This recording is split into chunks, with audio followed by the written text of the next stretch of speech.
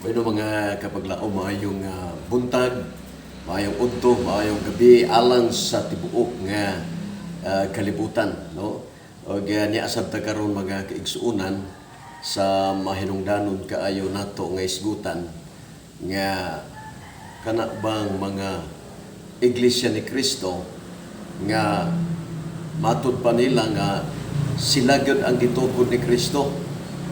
Kunya naarba sa ilang pasugo mga kapaglaom nga ang nagtukod sa Iglesia ni Cristo ang Dios.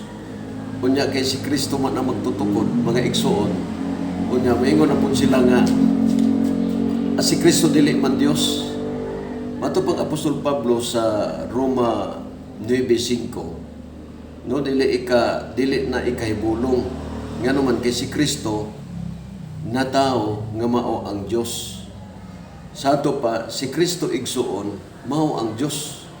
Na kung basahon nimo nga Juan 17:3-5 na mato pa ni Kristo ikaw lamang ang bugtong Dios Amahan og si Kristo.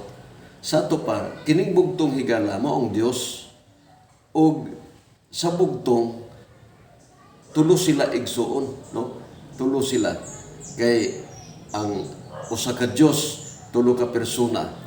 Muna gitawag og bugtong Dios og si Kristo. Ikaw lamang ang bugtong Dios og si Kristo. Unya kung basahon nimo ang Juan 1:18, nagtumbok po na kang Kristo nga si Kristo Dios. Unya kung imo pong basahon ang buhat 5:1-5, nagtumbok po sa balaang espiritu nga Dios. Sa to pa sa unuan 5:7 higala naa din na ang gitawag og inhiusa. Matud pa nga there are three that be recorded in heaven, the Father, the Son, and the Holy Ghost, and these three are one.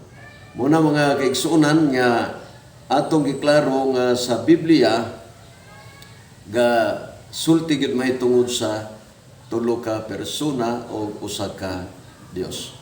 Unang Timoteo 2:4-5 nga isa lamang ang Dios mong higala.